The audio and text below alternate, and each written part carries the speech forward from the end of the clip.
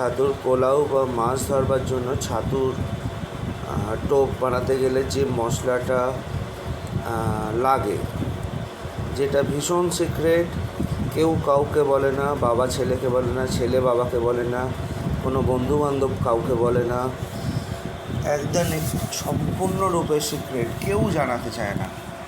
সেই মশলাটা আজকে আপনাদের সামনে আমি দেখাচ্ছি। আজ অন্তত 12টা বছর ধরে মানুষজন আমাকে বলে গেছে, আমি তাদেরকে পার্সোনালি বলে গেছি, কিন্তু প্রচুর ফোন, প্রচুর হোয়াটসঅ্যাপ, প্রচুর মেল আমাকে মানুষ করেছে। সোশ্যাল মিডিয়ায় অ্যাংলার্স ক্লাব নামে যে আইডিটা রয়েছে, আজ প্রায় ওটা 12 বছর হয়ে গেল, সেই আইডিটাতেও মানুষ অনেক কমেন্ট করেছে, আমাদের মশলাটা দেখান, শেখান। আমি তাদেরকে যখন যেরমভাবে পেরেছি তাদেরকে উপকার করবার চেষ্টা করেছি। যে মশলাটা নিয়ে বহু মানুষ মজা করে, হাসাহাসি করে, ভুলভাল বলে মানুষ বিভিন্ন বন্ধুবান্ধব বা বিগিনারদের ঠকায়, সেই মশলাটাই আজকে আমি দেখাচ্ছি।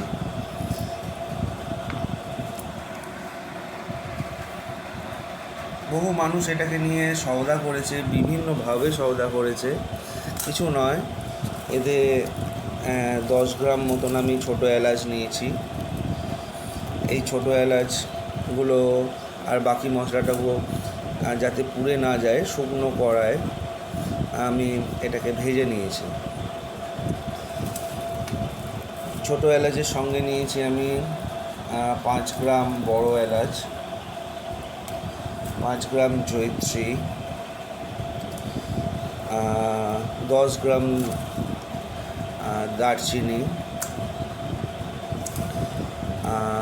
10 গ্রাম মৌরি নিয়েছি। আমরা যে মৌরিটা পানেতে খাই, কেউ যদি না পায়, যেটা আমরা রান্নার কাজে বা শুকনো খেয়ে থাকি, সেই মৌরিটাও ইউজ করা যায়। আমি 10 গ্রাম নিয়েছি গোলাপের পাপড়ি,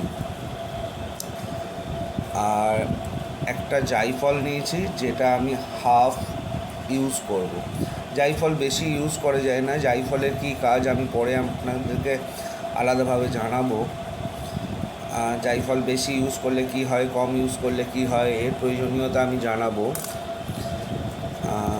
এছাড়া নিয়েছি স্টার অ্যানিস নিয়েছি 5 গ্রাম, স্টার ফুল বা স্টার অ্যানিস, আর 2 পিস নিয়েছি লবঙ্গ, জাস্ট 2 পিস লং বা লবঙ্গ,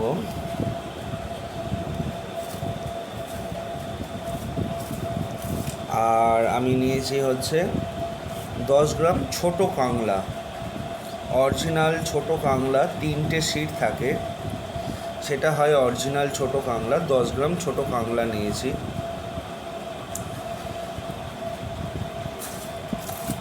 এইবার এই মশলাটাকে আমি ভেজে ঠান্ডা করতে দিয়েছিলাম এতক্ষণ।